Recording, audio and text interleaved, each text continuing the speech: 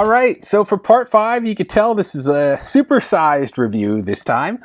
We'll be looking at the supersized figures from the Marvel Superheroes line, as well as the electronic talking figures. This is going to be a little bit smaller than other waves. I mean, I guess altogether it'd be about the same size as some of the other waves. But the talking figures, as you can see here in their packaging, there were only 4 of them in this in the wave. I mean, there were other figures from the X-Men line, which was also around the same time. This is back in 1991 at this point, so we had wave 1 and 2 of the Marvel superhero figures, and then we get these guys that are very similar to their counterparts from wave 1 and wave 2, essentially. Bringing in that large Venom again, bringing back that Spider-Man from wave 1, the Hulk, and the Punisher. But this time, you'll notice a little bit different, particularly the Punisher, who has some different paint applications there. So in addition to that, there were a couple of super-sized figures that came out in this line. We saw them in a lot of Toy Biz lines. Toy Biz kept bringing them back. So they had them in the X-Men line, they had them in the Fantastic Four line. I'm not sure if they were in the Iron Man line, but they were in a couple other lines as well. So in this time around, we got 3 heroes. So we got Spider-Man, he's over here, and you can see Venom maybe tucked around the corner. Then we got Hulk. Now, if you got all 3 of these figures, additionally, there was a little mail-in offer on the back. You got the Punisher, if you could see that there at the bottom. So the Punisher doesn't have a box, unfortunately. He came in like a shipping box inside a bag. That was it. There was no actual box where you could buy him off the shelf. But we'll be checking out the Punisher here as well, the mail-in figure. So we have a total of 4 supersize and 4 electronic, making 8. Which is almost all the figures in this line with the other ones we've done so far. There is one more, but I'm going to do him separately because he comes in a play set. So we'll be saving that for later on. So why don't we hop in and check out these figures. I'm going to do my best to get them to work. They are over 30 years old and they have probably corroded battery terminals. So let's see what I could do really quick with some editing magic, and then we'll check out these electronic figures. All right, first up we get our electronic talking Spider-Man. He comes with a web here as his accessory in addition to his talking feature. So our Spider-Man, as you can see here, is basically the Spider-Man from the 1990 line, which had the hands down. He doesn't have the suction cups on him this time, so it's a little different. He's a little bit thicker, as you can see. Maybe he's very similar. It looks a little bit thicker to me, at least, in the body design here. So he's a little different in that respect. Still has the same knees and everything like that. So the accessory here, if we want to compare it back to the 90 accessory, this spider was a little bit more pronounced than this spider. I think it's very, very similar though, but it's a little leaner and it's a little smaller maybe in size, but the accessory is essentially the same compared to the previous Spider-Man accessory. Now, the other difference here, as you can see, he doesn't have the spider symbol on the back. This time he has a slot for his little talking backpack. These backpacks actually, you'll see consistent, it says the character name here, Spider-Man in this case as well, so I guess you could remember the sound effects, and we'll hear what he has to say. That is a thwip sound. Spider sense tingling. And your friendly neighborhood Spider-Man. That is it. He has 3 little electronic phrases. They all do. They all only have 3.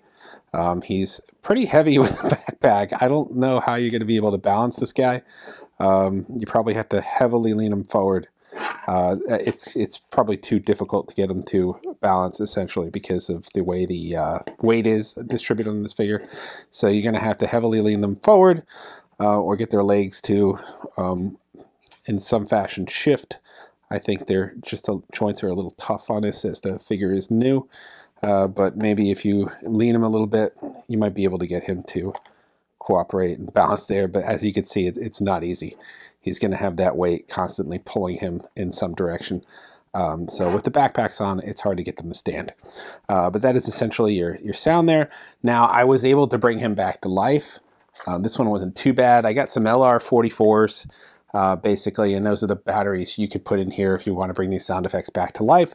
If the terminals aren't too corroded and you're able to still get that sound out of them. If not, it's just not going to function. I'll go over my fix for that in a minute. Next up, we have our Venom. Venom comes with his own accessory this time, different than the slime or the water shooting. And this is a living slime web. It's just a white web. It's the same one as the other mold I just showed you, except this one is white. And here is our Venom. Looks familiar. I'm sure he does here. This is a different Venom, finally, and the way we know he's different. We'll take him side by side with our other Venom. You won't see this thing protruding out of his chest here, this little hole. And he doesn't have a plug or an empty hole like the other Venoms. This is a solid back Venom, except for the two little holes for the backpack, for the sound effects. So this is a new mold this time, as opposed to the other ones. And we have his little backpack here. We'll connect that. Now he's a little denser, so he might be able to actually carry the weight of the backpack. We'll see. See if I get him balanced here. You gotta really lean him forward. If you want him to balance, you can. You really gotta lean him forward, and then we might have to do that with Spider-Man. But he has his sound effects. He has a hiss. I want to eat your brain. And die, Spider-Man. So those are his fun little sound effects that he has there. So that is Venom. Next up, we have the Hulk. Right here. Hulk, you'll notice the mold very similar to the previous Hulk molds. Now, Hulk comes with his bendable pipe, which if you look at the original Hulk from the 1990 wave, it's the same bendable pipe, as you can see right there. So no difference in that. Looks like the color is slightly different. It might be hard to tell on the camera there. It's a little lighter here. It's a little darker here. But the Hulk this time here, although he is very similar in the waist down, the waist up, he can't do his, stretch and pull kind of motion he did with the original figure because they needed to move that mechanic to make way for the backpack. So the Hulk backpack we'll put on here. Now Hulk, again, is a really dense figure. I bet we could probably get him to balance forward and his backpack will, there we go, hold on him. But again, it's kind of weird. The guy looking like he's about to use the toilet all the time. So let's check out his sound effects. He's got his Hulk growl. Hulk gets strong. And Hulk gets mad. And that is basically it for the Hulk. So he does have his pipe, but he can't bend it like he can with the other version of him because he doesn't have that ability to maneuver his arms, but he has the pipe, so you still get that fun accessory. So I'll put him off to the side. Now, lastly, we have the Punisher. The only one, oddly enough, I had a real problem with when I opened up the box to change the batteries because they were so corroded that the terminal just fell apart in my hands as I took it out. So we had to do a little soldering and do a bypass, but we got it to work. Hopefully it will still work right now. But I want to show you the Punisher here compared to the other Punisher, because he is a new mold. Not just a new color. As you can see, his belt here is blue, but he is a completely new mold because he has the back filled in.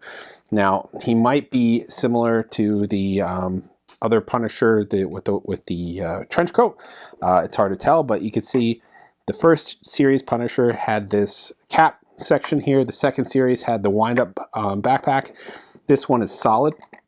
Now the Punisher with the trench coat doesn't have this, so he's probably has a solid back without these holes for the backpack. So it's probably a similar mold to that. And then they just poked the holes in it, and they gave you the little blue here just to make it a little different. So other than that, I mean, he's pretty similar.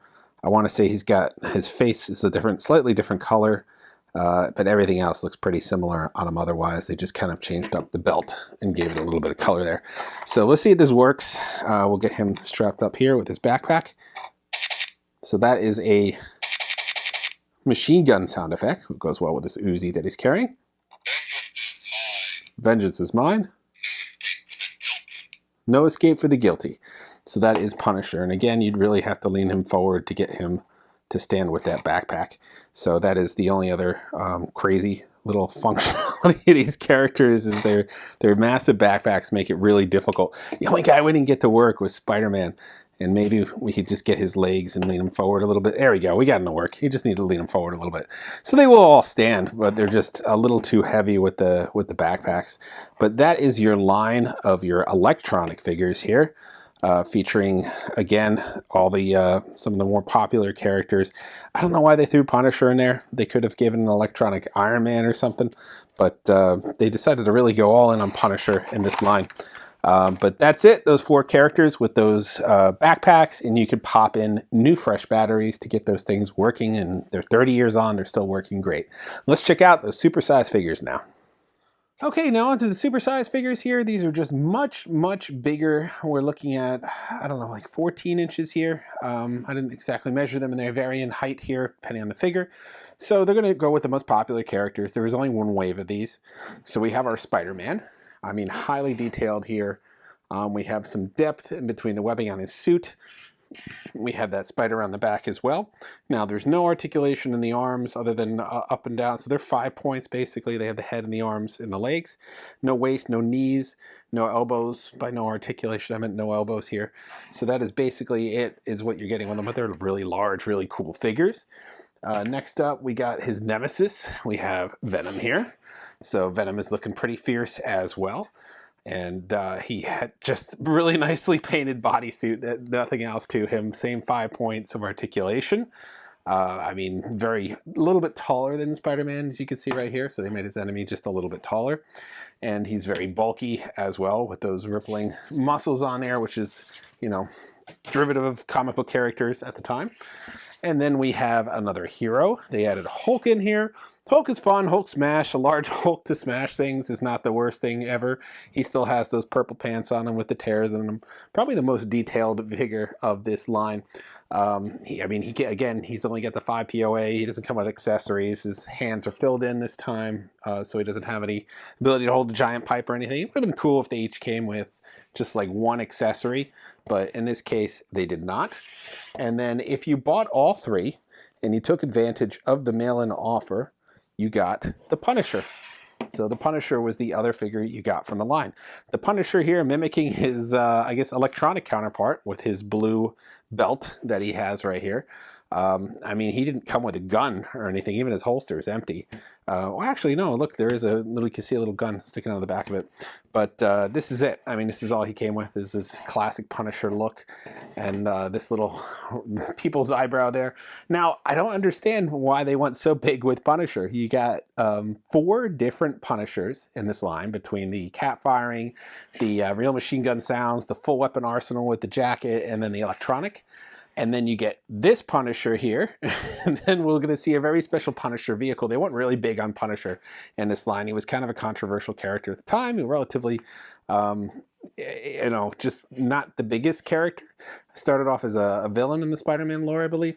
But they went big with him in this line. They even gave him, big, I mean, literally here, they gave him a big figure as well. So he had several versions in this line. So there was a lot of Punisher love, essentially. So this Supersize, and I'll try to fit them all into frame here. You got the 4 figures, basically, if you bought all of them. But only 3 of them were the core line, and that was Spider-Man, Venom, and the Hulk. But yeah, fun bunch here. Again, don't do much. You see this in a lot of the Toy Biz lines. X-Men had several characters. They added more as time went on. Fantastic Four had about 4 characters as well. But yeah, this was the Supersize from the Marvel superhero line, and a bonus mail away just for fun. I love when they do mail away. So this guy was your fun little mail away character, which is kind of hard to find this guy right now if you're trying to get him in the secondary market. But there were 4 in the Marvel superheroes line, and that is them. All right, and that wraps us for this segment. If you put it together by now, you'll notice the reason I paired the electronic figures with the supersize figures is because Toy Biz decided to pair them that way too. These all came out in 1991, and if you noticed, along with their counterparts here, it's the same 4 figures in both lines. They put out the electronic figures. They even kept the same color belt for Punisher up onto the supersize side. And they kept the same 4 figures. Now, I know Spider-Man's super popular in this line. He was pretty much in every wave. Venom was also really popular there, too. I mean, who doesn't love Hulk? Punisher was kind of a question mark for me. I don't really know why they kept trying to push Punisher on us. They were trying to make fetch happen, basically. It's weird. So this had to have been intentional that Toy Biz sort of mimicked these 2 lines. They both came out in 1991, so this had to have been intentional. So yeah, that wraps up all the figures now at this point. I said there is one more coming. He'll be in our playset segment because he's part of a playset. So we will check him out soon as well. Next up, we're going to be checking out the vehicles. They're kind of weird. I'm not going to lie. Some of them are just very, I don't know why. They just needed to sell, I guess. So they created vehicles that just really had no place in the Marvel Universe. and then one that does. It makes a lot of sense, and it's also really creepy. We'll get to that as well. But that is all for this time. We're going to have more of these videos. There's 2 more left in this Marvel superhero line. If you're loving these, we had the entire Fantastic Four line. We did as well, and we did most of the. Essentially, we did almost all of the Toy Biz X-Men for the Uncanny X-Men and Evil Mutants line. We didn't continue it past that. We didn't do the electronics or the Supersizes, but we covered everything else. So feel free to check that out. Up until I think we stopped at 95. I think we stopped at 95 and then transitioned over to several different lines at that point. So you can check all those out. You can check out other reviews on our site as well. They're all archived in our review section going back 20 years. So just go to cooltoyreview.com. So that's all for this time. Like, subscribe, and follow. See you guys next time.